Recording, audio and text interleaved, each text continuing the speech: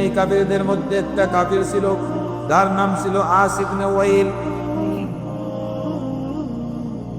আস ইবনে ওয়াইল সবাইকে বলল, তোমরা কেন মুহাম্মদকে নিয়ে আলোচনা করতেছো? মুহাম্মদের ব্যাপারে তোমাদের তো মাথা ব্যথা কেন? মুহাম্মদ এই দুনিয়াতে আসে, এই দুনিয়াতে থাকা পর্যন্তই তার নাম বন্ধ থাকবে। দাউহু ইন্নাহু আবতার, কটূক্তি করে দাউহু ইন্নাহু আবতার। আরে ছেড়ে দেও তার কথা বলে লাভ নাই। ইন্নাহু আসে তো নির্বংশ। নাউযুবিল্লাহ। তুচ্ছ-তাচ্ছিল্য করে বলছে দাউহু ইন্নাহু আবতার। ছেড়ে দাও, মুহাম্মদে আলোচনা করে লাভ নাই। সে মারা যাবে, তার নাম বন্ধ নিশানা দুনিয়া থেকে মুছে যাবে, কেউ তাকে স্মরণ করবে না, তার বাতি কেউ জ্বালাবে না। এই কথাটা যখন আস ইবনে ওয়াইল বলছে, আল্লাহর নবীও শুনলেন, কিন্তু আল্লাহ নবী সবর করেছেন। যদিও আল্লাহ নবী সবর করেছেন, কিন্তু আল্লাহ রাব্বুল আলামিন সবর করেন নাই। সুবহানাল্লাহ। আল্লাহ সবর করেন নাই। আল্লাহ রাব্বুল আলামিনের কষ্ট লাগছে, আমার বন্ধুকে আপনার বলে আমার বন্ধুকে নাকি জগতের কেউ স্মরণ করবে না। অথচ আমি আল্লাহ রাব্বুল আলামিন গোটা জগৎ সাজাইছি আমার এই বন্ধুর কারণে, আমার এই বন্ধুর প্রেমের কারণে আমি দুনিয়াটা সাজাইছি। আর কাফিরের বাচ্চা কি বলে? তখন আল্লাহ রাব্বুল আলামিন তার প্রতিবাদ করতে দিন, তার এই কথা প্রতিবাদ করতে দেয়। আল্লাহ রাব্বুল আলামিন সূরা কাউসার নাযিল করে দিলেন। আর সূরা কাউসারের মধ্যে আল্লাহ রাব্বুল আলামিন জানিয়ে দেন, বন্ধু আমার, মক্কার কাফেররা আপনাকে নির্বংশ বলে, মক্কার কাফেররা আপনাকে নির্বংশ বলে আপনাকে নাকি কেউ স্মরণ করবে না। এ বন্ধু আমার, আমি একটা সূরা নাযিল করে দিলাম, এই সূরাটার নাম হবে কাউসার, সূরাটার নামই কাউসার। আল্লাহ বলেন, ইন্না আ'তাইনাকাল কাউসার। হাবিব আমার, তারা বলছে আপনি আপনার নাম কেউ নিবে না। আর আমি বললাম, আমি আপনাকে কাউসার দিলাম, আমি আপনাকে কাউসার দান করে দিলাম। ফাসাল্লি লিরাব্বিকা ওয়ানহার, সুতরাং আপনি নামাজ পড়ুন এবং কুরবানি করুন। ইন্না সানিয়াতাহু আল-আবতার। বন্ধু আমার, আপনার শত্রু যারা তারাই আবতার, তারাই নির্বংশ। সুবহানাল্লাহ। এটা হইছে নি? আস ইবনে ওয়াইলের নাম কয়জনে জানে? তাকে কেউ চিনে?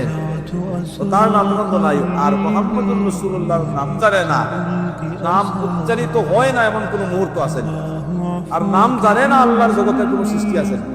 নাই। এজন্য আমি বলছিলাম, কবি বলেন,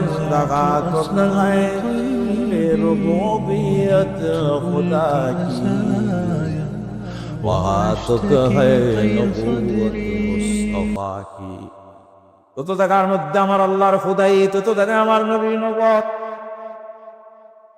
তত জায়গায় আমার আল্লাহ রাব্বুল আলামিন সম্মানী, তত জায়গায় আল্লাহ আমার নবীকে সম্মানী বানায়া দিয়েছেন। বলে সুবহানাল্লাহ। এখন আসুন, নবীকে বললেন, কাফিররা বললে দাউহু ইন্নাহু আবতার, মুহাম্মদকে কেউ স্মরণ করবে না। আল্লাহ বললেন স্মরণ করবে। বন্ধু আমার, আমি আপনাকে কাউসার দান করেছি। এই কাউসার দ্বারা আল্লাহ রাব্বুল আলামিন কি বুঝালেন? আমরা তো জানি হাউজে কাউসার একটা আছে না নাই? আসেনি? হাউজে কাউসার আছে। যে হাউজে কাউসারের পানি আমাদেরকে আমাদের নবী নিজ হাতে পান করাবে। আল্লাহর কাছে চাই, আল্লাহ কিয়ামতের কঠিন দিনে মানুষ পিপাসায় যখন তার গলা শুকায়া কাক বহে যাবে, আল্লাহ ওই কঠিন দিনে তোমার হাবিবের হাতের হাউজে কাউসারের পানি আমাদেরকে পান করে দিও, বলি আমিন। কিন্তু আপনি শুধু কাউসার ধরলে হবে না, শুধু কাউসার ধরলে হবে না। কাউসারের অর্থ যথেষ্ট, কাউসারের অর্থ আছে। কাউসারের একটা অর্থ হলো খাইরে কাসির, একটা অর্থ হলো খাইরে কাসির, যাবতীয় কল্যাণ। এই যাবতীয় কল্যাণের মধ্যে একটি হলো উতিতু ইলমাল আউয়ালিন ওয়াল আখিরিন। আল্লাহ নবী বলেন, আল্লাহ রাব্বুল আলামিন আমাকে জগতের শুরু থেকে শেষ পর্যন্ত যত জ্ঞান ছিল আল্লাহ পাক আমাকে দান করেছেন। সুবহানাল্লাহ। আরে মানুষ তো জ্ঞানের কারণেই দামি হয়, জ্ঞানের কারণেই মানুষটিও স্মরণীয় হয়ে থাকে, ঠিক কিনা? প্রথমে আমার নবী বলেন, উতিতু ইলমাল আউয়ালিন ওয়াল আখিরিন। আল্লাহ পাক আমাকে জগতের শুরু থেকে শেষ পর্যন্ত যত ইলম ছিল আল্লাহ সব আমাকে দান করেছেন। আদম আলাইহিস সালামকে আল্লাহ ইলম দিয়ে ফেরেশতাদের মধ্য থেকে পার্থক্য করে দামি বানাইছিলেন। ফেরেশতা কি বলছিল যে আদম কেন বানাবেন, কেন বানাবেন, আদম বানায় লাভ কি? আতাজালু ফিহা মান ইউফসিদু ফিহা ওয়া ইয়াসফিকু দিমা, এরা রক্তপাত ঘটাবে, মানে লাভ কি? আল্লাহ আদম বানাইলেন আর বানায়া বললেন ফেরেশতা তোমরা বুঝো নাই, আমি যে আদম বানাইছি আমি তাকে জ্ঞান দিব, আর আমি তাকে জ্ঞান দিয়ে তোমাদের চেয়ে দামি বানাবো। এজন্য আল্লাহ পাক আদম আলাইহিস সালামকে সব কিছুর নাম শিখাইলেন, আর নাম শিখাই ফেরেশতাদেরকে দেখে বললেন তোমরা বলো তো এগুলোর নাম কি? তারা বলে ক্বালু লা ইলমা লানা ইল্লা মা আল্লামতানা ইন্নাকা আনতাল আলিমুল হাকিম, আল্লাহ আমাদের তো জ্ঞান নাই। এবার আদমকে বলে আদম তুমি বলো। আদম টাস টাস করে সব কিছুর নাম বলে দিয়েছে। সুবহানাল্লাহ। সব ফেরেশতা লজ্জিত হয়ে গেছে, আয় রে হায়, আমরা ওই জ্ঞানে আমরা বলছিলাম যে আল্লাহ তুমি আদম বানাইও না, অথচ আদম সব কিছুর নাম টাস টাস করে বলে দিল, আমরা আল্লাহ বলছি। সত্যিকার জ্ঞানী যদি হয় আপনি তাকে স্মরণ করতে বাধ্য, ঠিক কিনা? আমরা যারা স্কুল কলেজে মাদ্রাসায় যারা পড়েছি, যে উস্তাদ প্রকৃত জ্ঞানী উস্তাদ ছিলেন, যিনি আমাকে মনোযোগ দিয়ে পড়াইতেন, আমরা কিন্তু মৃত্যুর আগ পর্যন্ত তাকে ভুলি না, ঠিক কিনা? মৃত্যুর আগ পর্যন্ত ভুলি না। আল্লাহ নবী বলেন আদম আলাইহিস সালামকে আল্লাহ যে জ্ঞান দিয়েছেন, ঈসা আলাইহিস সালামকে, নূহ আলাইহিস সালামকে, ইউসুফ আলাইহিস সালামকে আল্লাহ পাক যত জ্ঞান দিয়েছে, এই সব জ্ঞানটা সীমিত জ্ঞান ছিল, কিন্তু আল্লাহ রাব্বুল আলামিন আমাকে এমন জ্ঞান দিয়েছে যে সব জ্ঞানের সমষ্টি করে আল্লাহ রাব্বুল আলামিন আমাকে দিয়েছেন। সুবহানাল্লাহ।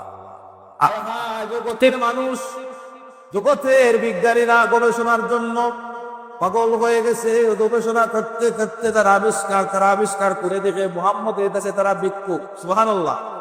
নবীজির কাছে তারা ভিক্ষুক। এটা আমরা আবিষ্কার কিন্তু তো আমরা আবিষ্কার করলাম, তো মুহাম্মদ তো 1450 বছর আগে এটা বলে দিয়ে গেছে। আজও পর্যন্ত বিজ্ঞানীদের সারি, জ্ঞানী গুণীদের সারির মধ্যে ব্রিটিশ মিউজিয়ামেও সর্বপ্রথম মুহাম্মদুর রাসূলুল্লাহ সাল্লাল্লাহু আলাইহি ওয়াসাল্লামের নাম সুবহানাল্লাহ খান। আল্লাহ রাব্বুল আলামিন এত জ্ঞান দিয়েছিলেন, এত জ্ঞান আল্লাহ রাব্বুল আলামিন তার হাবিবকে দিয়েছিলেন।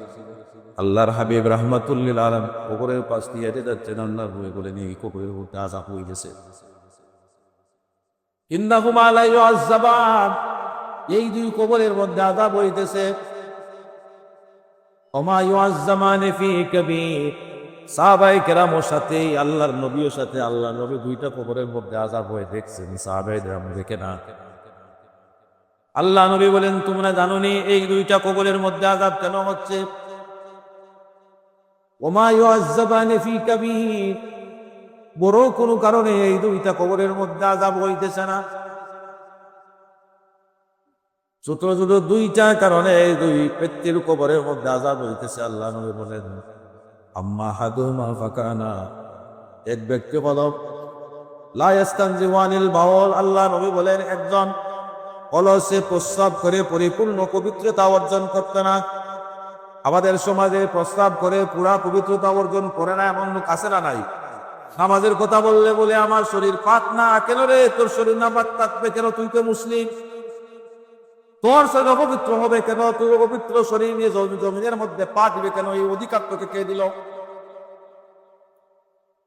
এই জমিন আল্লাহ, তুই আল্লাহর, তাহলে এই জমিনে পবিত্র অবস্থায় এই জমিনের মধ্যে পা রাখবে। আজকে অহংকার বশতে জমিনের মধ্যে নাপাক অবস্থায় তুমি পা রাখতেছো, মন যাতে ইচ্ছে তা করতেছো। জেনে রাখো একদিন এই জমিনের পেটে তোমাকে যেতে হবে, ঠিক কিনা? সার নাই, আজকে তোমার শক্তি আছে, বাহাদুরি আছে, সার নাই, কিছুদিন পরে তোমার উপরে গরম পানি শুরু হয়ে যাবে। আল্লাহ নবী বলেন আর দুই নাম্বার হলো, দুই নাম্বার ব্যক্তির শাস্তি হলো সে সুগলকুরি করত। সুগলকুরির কারণে কবরে শাস্তি হয়। প্রস্তাব থেকে পূর্ণ পবিত্রতা অর্জন না করলে কবরের মধ্যে শাস্তি হয়। আল্লাহ নবী রাহমাতুল লিল আলামিন কেমন জ্ঞান আল্লাহ রাব্বুল আলামিন থেকে দিয়েছিলেন। সাহাবায়ে কেরাম নবীজির জ্ঞানের গভীরতা বুঝতে পারে নাই, কিন্তু আল্লাহ নবী দেখছেন, বুঝছেন। তারপরে আল্লাহ নবী রাহমাতুল লিল আলামিন বললেন তোমরা এক কাজ করে একটা খেজুরের ডাল আমার কাছে নিয়ে আসো। খেজুরের ডাল নিয়ে আসলো। আল্লাহ নবী দুই ভাগ করে দুই কবরের মধ্যে গিয়ে দিলেন। তারপরে আল্লাহ নবী বলেন